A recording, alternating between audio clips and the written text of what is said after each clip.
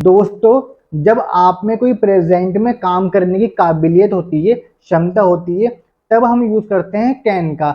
जैसे कि अगर मैं कहता हूं कि मैं तैर सकता हूं, ठीक है, आई कैन स्विम, मैं तैर सकता हूं, मतलब कि मैं ये काम कर सकता हूं, मेरे अंदर वो काबिलियत है, वो एबिलिटी है, वो क्षमता है। आई कैन, सकता हूं, तो जो कैन आएगा ना वो आपका आएगा प्रेजेंट में सकता है के लिए, ठीक है, मैं ये काम कर सकता हूं, I can do this work. Okay, तो जो प्रेजेंट आएगा ना, तो जो आपका कैन आएगा वो कैन आएगा प्रेजेंट में एबिलिटी के लिए और नॉर्मल रिक्वेस्ट के लिए, ठीक है। नॉर्मल रिक्वेस्ट जैसे कि अगर मैं कहूं कि मैं ये काम कर सकता हूं, I can do this work, so एक नॉर्मल रिक्वेस्ट, ठीक है। तो आप इस बात को याद रखना कि जो कैन है उसका जो आपको कैसे पता चलेगा कि कैन कहाँ यूज करें, तो उसके लिए सकता है, ठीक है, सकता है, ठीक है। और अगर लाइक इसका निगेटिव में नहीं सकता है, ठीक है, नहीं सकता, वो तैर नहीं सकता, ही कांट स्विम, ठीक है,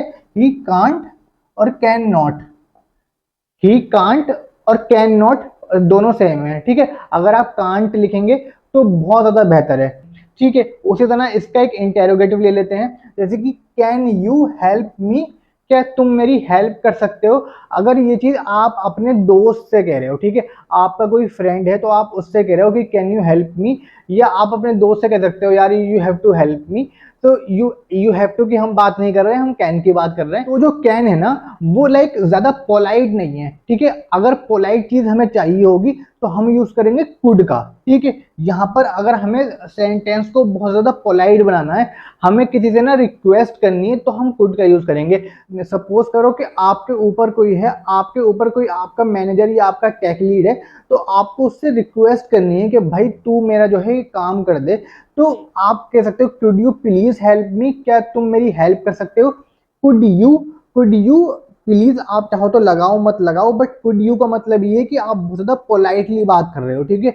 अगर आप कैन कह रहे हो उसे साउंड नॉर्मल वे में कर रहा है, बट अगर आप कुड लगा रहे हो तो वो बहुत ज्यादा पोलाइट हो जाता है, ठीक है। वहीं मैंने लिख रखा है could you please help me, क्या तुम मेरी हेल्प कर सकते हो।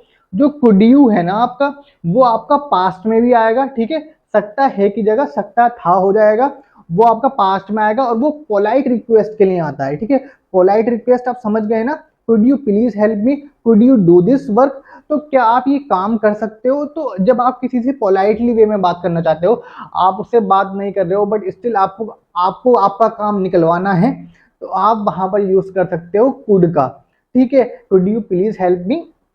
तो ऐसे आप याद रखना कि कुड का यूज अगर आप चाहो तो प्लीज लगाओ या मत लगाओ, ठीक है।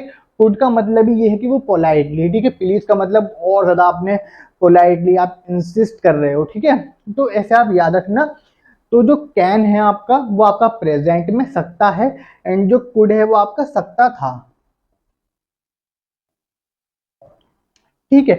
पास्ट एबिलिटी, पास्ट एबिलिटी मतलब कि किसी काम को करने की क्षमता, जो काबिलियत होती है ना, जैसे कि ये स्विम कर सकता है, ठीक है, तो ये तैर सकता है, तो इसकी ये काबिलियत है, एक क्षमता है कि ये इसकी ये एबिलिटी है। ऐसे आप याद रखना।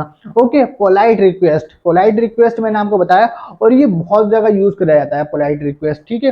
कुड का याद रखना, कुड का मतलब कि दो मीनिंग होते हैं कुड के, ठीक है। एक तो आपका पास्ट की एबिलिटी, मैं सकता था या नहीं सकता था, ठीक है, और एक कुड का। और एक चीज और, अगर आप कंफ्यूज होते हो तो मैं इसके बारे में बता देता हूँ। जैसे कि सकता है, तो सकता नहीं सकता था, जैसे कि आई कांट स्विम, ठीक है, तो ये प्रेजेंट में बता रहा है कि मैं तैर नहीं सकता हूं, बट ये पास्ट में आ गया, ठीक है। आप ये मत समझना कि क्या हम कुड लगा सकते हैं यहाँ पर आई कांट की जगह, नहीं, ये प्रेजेंट की बात हो रही है यहाँ पर।